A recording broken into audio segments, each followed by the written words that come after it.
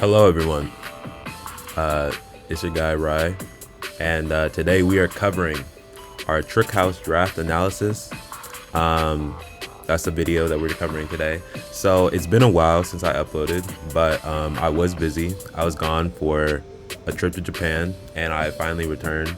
Well, I returned like a month ago, but I was also waiting for a good draft league to upload, right? Because I definitely wanted to cover a draft league week to week, something with some good competition, and I wasn't in anything like that for the moment. So finally, Trickhouse came through, and we're going to be uploading this weekly.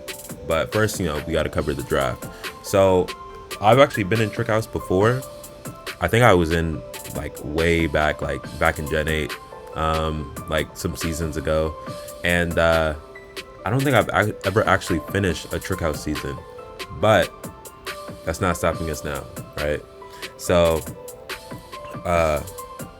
yeah, let's just get right into what mons we ended up drafting. So first off, we were wheel pick.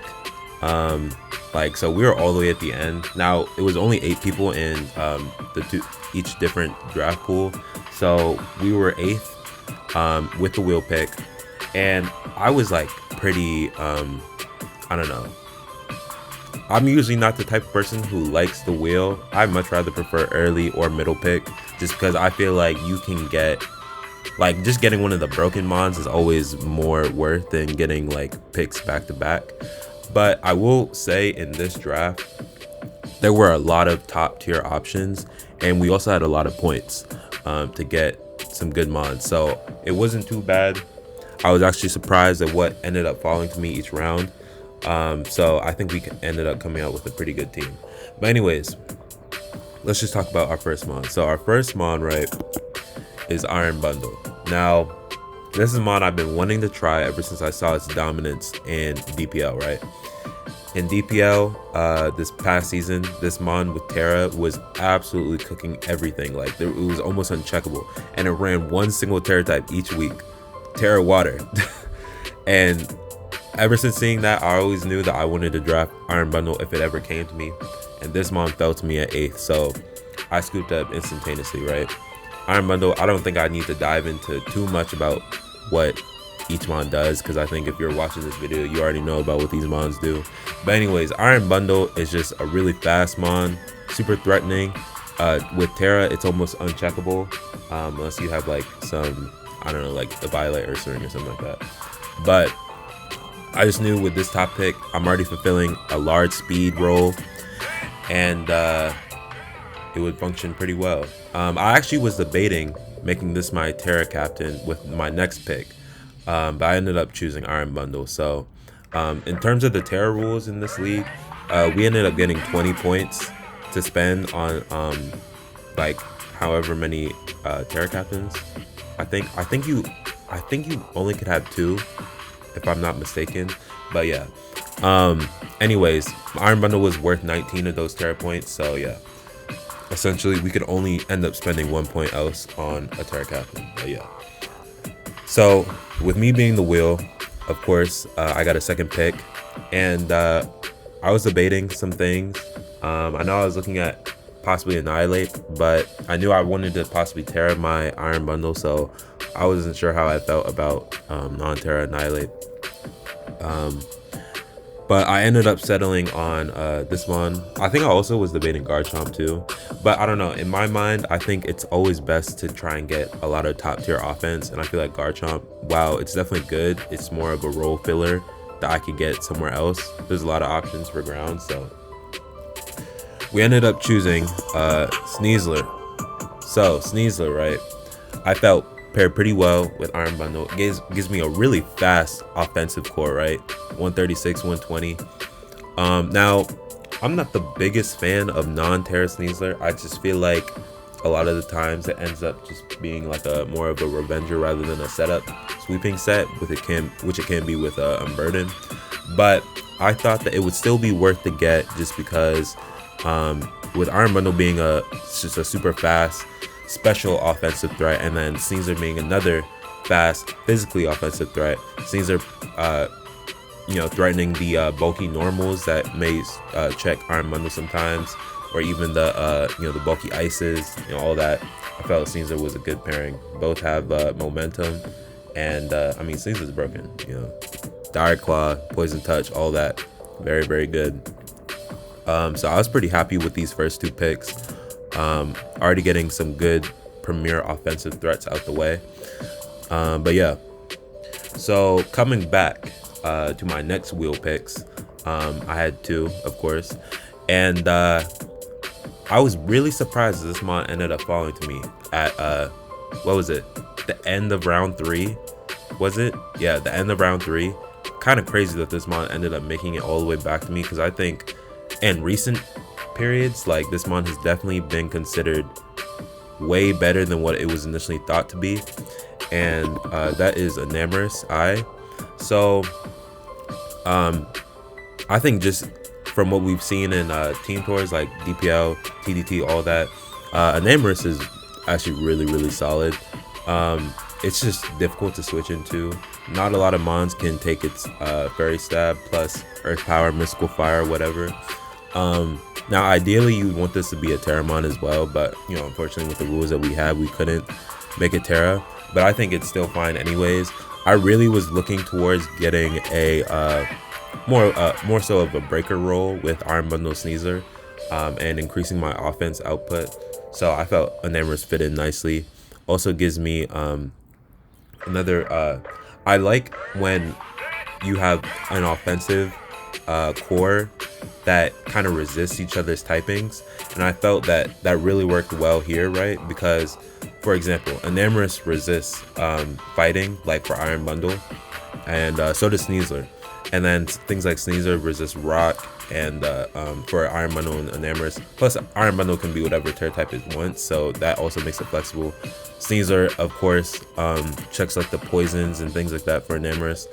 And I mean, just overall, like, anything that comes into the Sneasler, like poison types that may want to come in the Sneasler, Enamorous is also going to be checking as well, so they almost kind of double up on the types that may want to check them. And yeah, I just thought that these three right here formed a pretty nice offensive top 3. Also kind of fills out my speed tiers really nicely as well, right? 136, 120, 106. So really happy with my offensive 3 starting off. And I felt, what better to go with this than another enabler, right? I was really looking towards getting a remover as well, because just with Iron Bundle and Enamorous, you may want to be removing rocks, and there's really not a lot of removal available to begin with, so we look towards Cyclizar. So I'm actually a pretty big fan of Cyclizar. I think that it's it's a mon that always gets the job done. It's reliable. And I just felt that with these top 3 right here, having a good spinner and providing knockoff as well, and then just shed tail into any of these threats looked very very scary. And so that's why we ended up picking Cyclizar. I know during the draft, right, people are like, oh, your team is super super fast, which this is a first for me, because in a lot of the other Gen 9 leagues that I've done, usually my fastest mon is like a Screamtail, and then like it goes to like a Hisuian Electrode or something like that. Like, usually I don't prioritize speed, I more so prioritize bulky offense. And so this is kind of a deviation from a draft that I'm usually accustomed to, just because I feel like this is a little bit more offensive than what I normally draft, but I'm excited to try it out. So yeah, essentially we got all the speed covered with these top 4 mods, and I think Cyclizar just looks really nice to enabling any one of these threats. So yeah, so coming back for my round 5 and 6 picks. So again, at the end of round 5, I was so shocked that this mon made it back.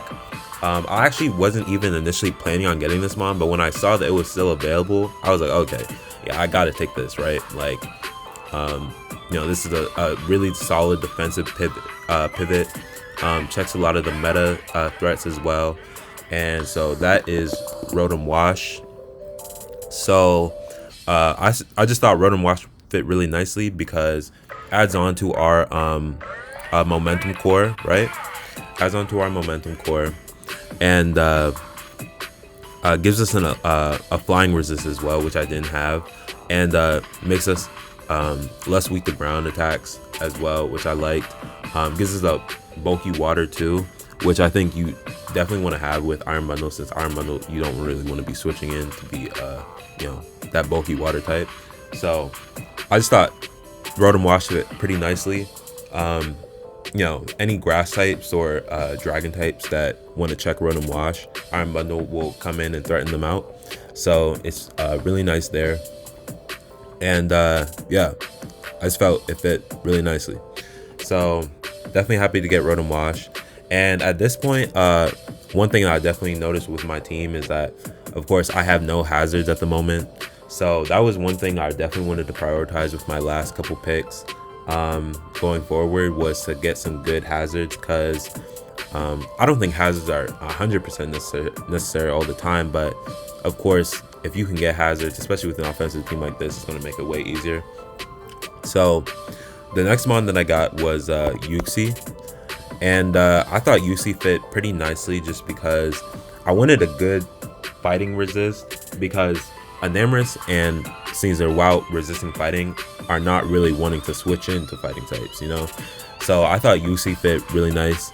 I like providing rocks, providing extra U-turn, being able to run things like screens and memento to possibly allow Sneasler or Enamorus to set up. I thought was really, really nice. And yeah, this is just a literally what is it? Yeah, 5 of our mons so far have momentum moves, which I think is just phenomenal. And yeah, I think UC was a nice addition to just give a little bit of defensive backbone to my team.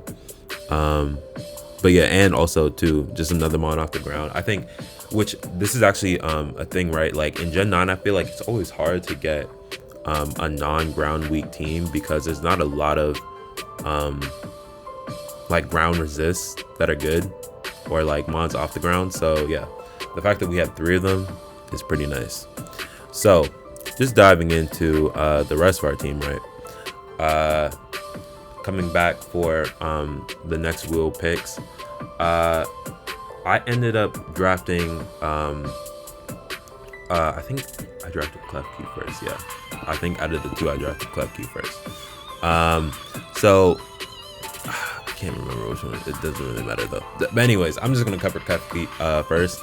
So I got Keys because I really wanted a steel type, and I felt like with the ones left, them being, I think it was like maybe just like Keys, Heatran, Earthworm, Bronzong were around. I just felt like out of all those, Keys seemed the most synergetic.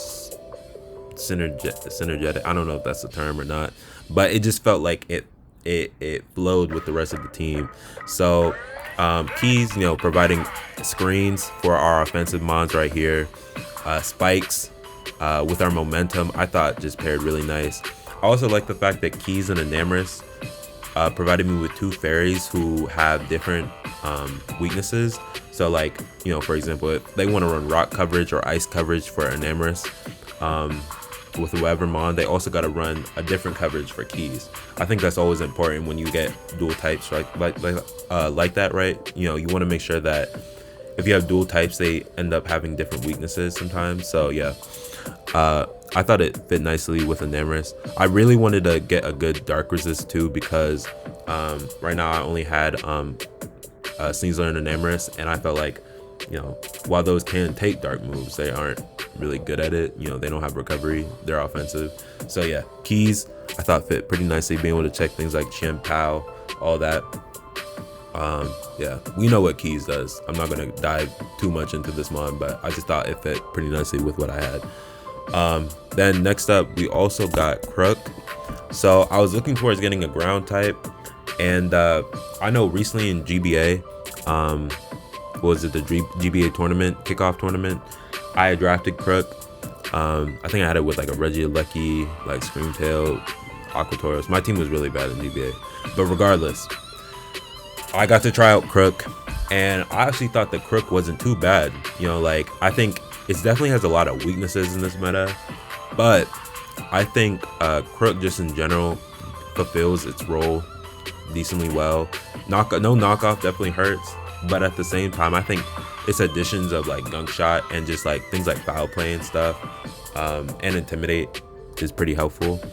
This is kind of like the backup because I initially wanted Tinglu on this team, but I got sniped to Tinglu. So Crook is budget Tinglu. I mean, they're entirely different mods other than the typings, but still, this is my backup to Tinglu.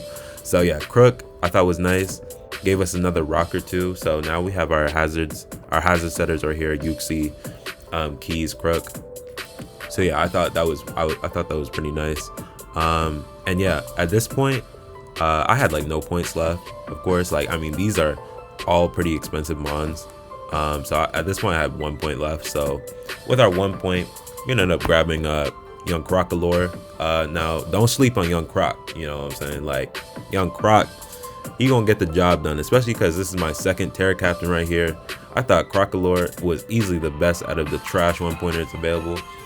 You know, Croc with the Unaware, with the powerful Yawn, Will-O-Wisp, Curse, Encore, they ain't ready for him. So yeah, Young Croc, Baby Croc is our last final mon, 1-pointer, second Terra Cap. And yeah, this is our team for Trick House. Thought ended up pretty nice. It's way more top heavy than I thought it was going to be, but I was just looking at the trajectory of other people's drafts, and I thought that a more top heavy team was just really just the way to go. Especially with how many points we had available. Like the fact that I didn't have to get any mon sub like 10 points other than Crocolore is pretty nice. I'm just gonna visit the draft, like the doc real quick. So yeah, this is ended up being like, you know, just how our draft worked out compared to everybody else's. And yeah, going forward, we're going to be covering each week weekly. Yeah, so expect an upload each week, you know, covering our Trick House run. And undecided if I'm going to do live com or post com. Most likely it's going to be a mix. I could see myself maybe doing live com, but then end up being like, I don't know, tired of it, or like not feeling like doing it when I'm in the game.